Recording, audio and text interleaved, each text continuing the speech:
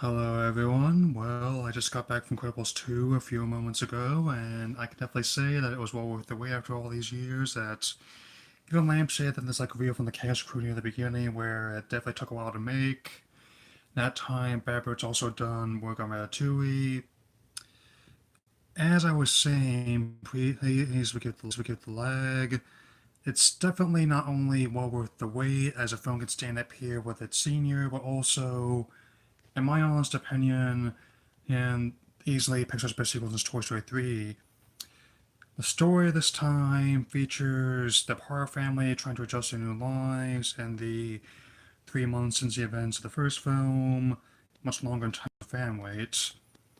Hey, it's in addition to clashing with foes such as the Underminer, voiced by John Ratzenberger, reprised his role in the first film, they also have to deal with with the fact that the public is still trying to adjust to the rematch to Supers, who's some of the challenges they face not only include a industrial son Winston Dever, voiced by Bob Odenkirk, and his sister Evelyn, voiced by Catherine Keener, trying to take it or change perception of superheroes among the public eye.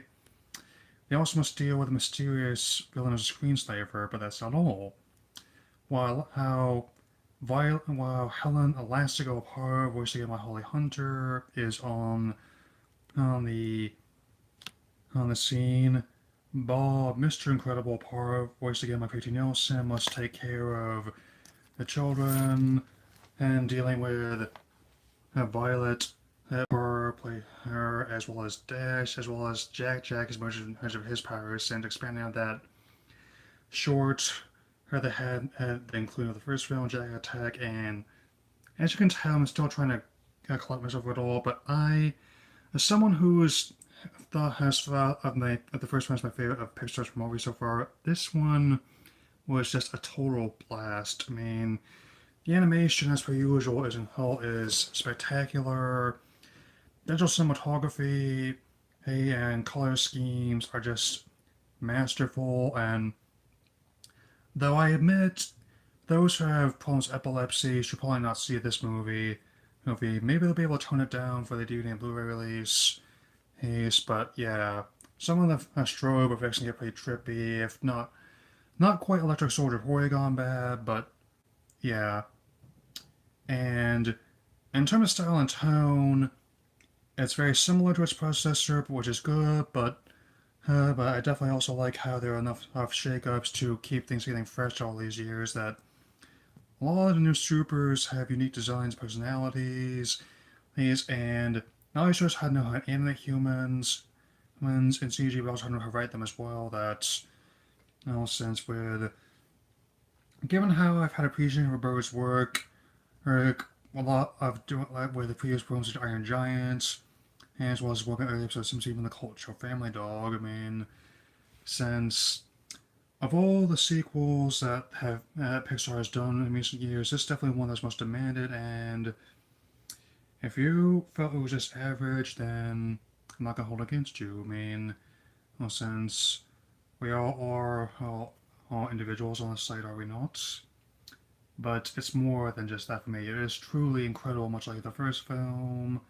And oh yeah, some of the courses from the first film definitely still in there, such as Honey, The Wife of Lucius Frozone Sweep, was the on Samuel L. Jackson, and and well as Edna E. Mo, voiced by Brett Hebard, who also directed the film.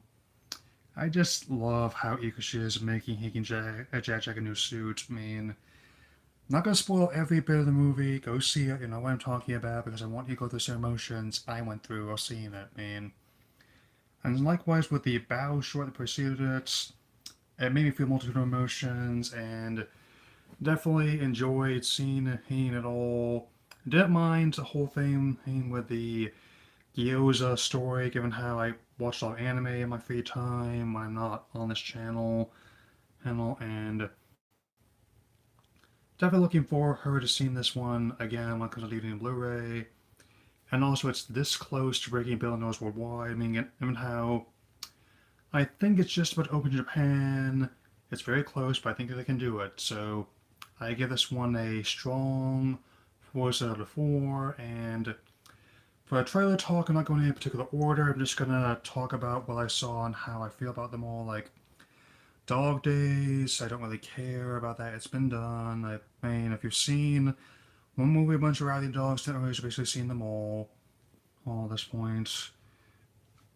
Unless that movie is Best in Show, which is just hilarious. Hilarious. Which I probably just gonna watch that again instead. Bumblebee, been wanting to talk about that for a while. I just now got a chance to. This apparently is a sort of prequel or soft reboot of the Transformers series. Is even though Bay is going to be producing the film, Travis Knight, who directed Cooper and Two Strains, is going to be directing this time.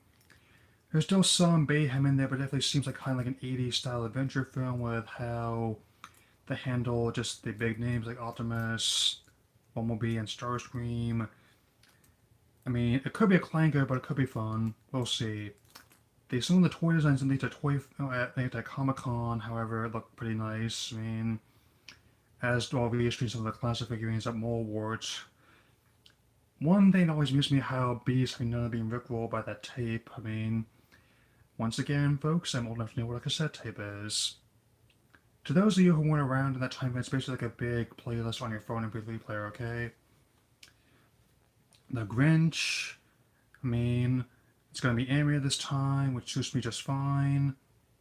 And one thing that's getting me to watch, the title role will be voiced by Benedict Cumberbatch.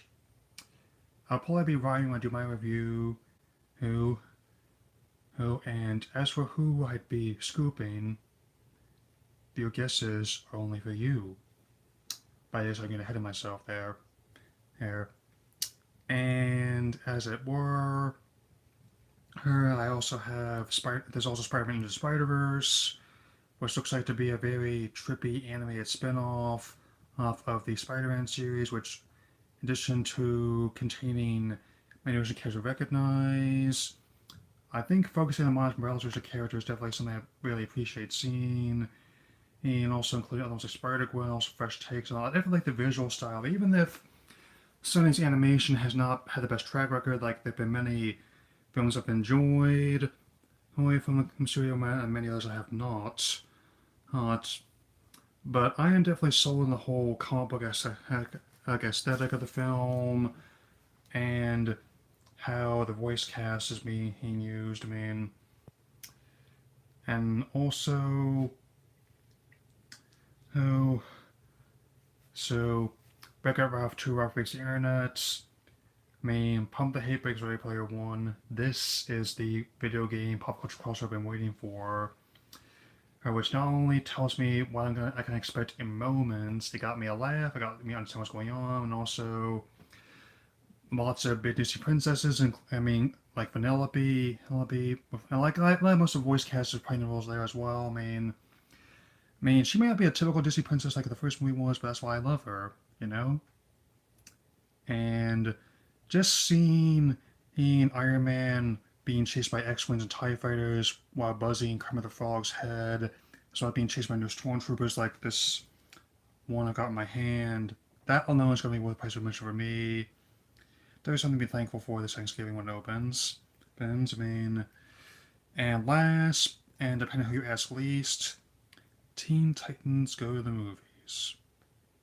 It's none of my concern. I mean, that even if it is getting a lot better press than I would have expected it to, I mean, my plan is to just wait for it to come on Cartoon Network or DVD and buy a ticket to Mission Impossible Fallout, man.